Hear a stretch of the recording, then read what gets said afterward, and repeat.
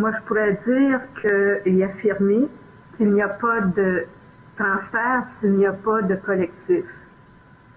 Euh, pourquoi, euh, pourquoi adopter une connaissance s'il n'y a pas une interaction avec les autres? L'être humain est foncièrement un être social.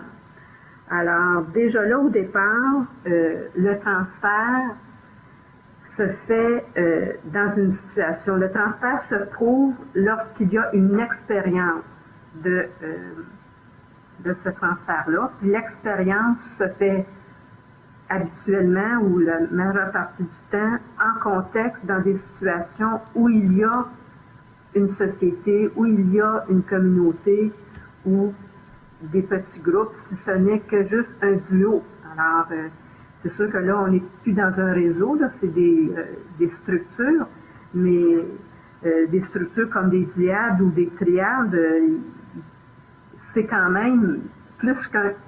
Alors, oui, je pense que c'est essentiellement collectif.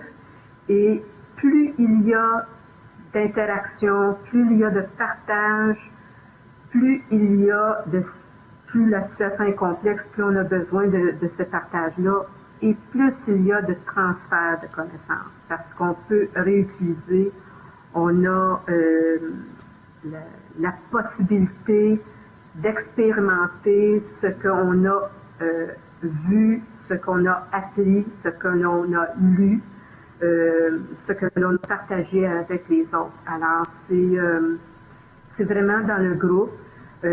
Puis je le vois, moi, actuellement, dans la transformation des intranets. Alors, les premières générations d'intranets dans les organisations, c'était des structures développées par les gens de TI qui se collaient aux structures administratives. Alors, je veux dire, les gens ne se retrouvaient pas, puis on trouvait, moi-même, je suis incapable d'utiliser les intranets.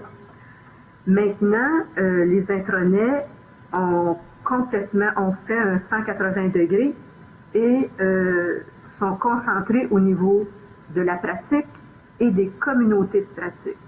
Alors, ici à la Ville de Montréal, les communautés de pratique, ce sont des développeurs, ce sont des communicateurs, ce sont des gens des ressources humaines qui sont délocalisés, qui sont pas tous dans la même unité administrative, sont disséminés à travers l'organisation. La Ville de Montréal, c'est un grand territoire, donc on est sur différents lieux. Il y a le télétravail aussi, qui est une nouvelle dimension. L'utilisation des réseaux sociaux dans le cadre de notre travail, l'interaction de plus en plus intensive que l'on a avec le citoyen, parce qu'il y a de moins en moins de distance entre l'employé, le fonctionnaire et le citoyen ou les groupes communautaires. Tout cela démontre que le transfert de connaissances se fait à l'intérieur de groupes. Parce qu'on a besoin, on a besoin qu'on prenne soin de soi, qu'on prenne soin des autres, et la communauté de pratique est un lieu pour que ça se produise. Merci. Juste une petite question complémentaire par rapport à ce que vous venez de dire. Est-ce qu'on trouve dans vos systèmes d'information des bases relationnelles? Enfin, j'entends par base relationnelle des sortes de répertoires de personnes de référence qui sont cognitivement centrales dans le dispositif ou dans la communauté que vous accompagnez. Oui, mais disons que les outils d'analyse de ces réseaux-là sont embryonnaires, sont peu connus par les professionnels ou les gestionnaires.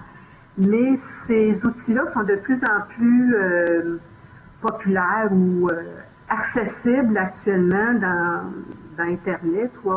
Alors, c'est des techniques qui sont de plus en plus utilisées, notamment pour analysé la fameuse réputation, là. Alors, vu que c'est utilisé dans cette perspective-là, les gens font naturellement comment je pourrais dire,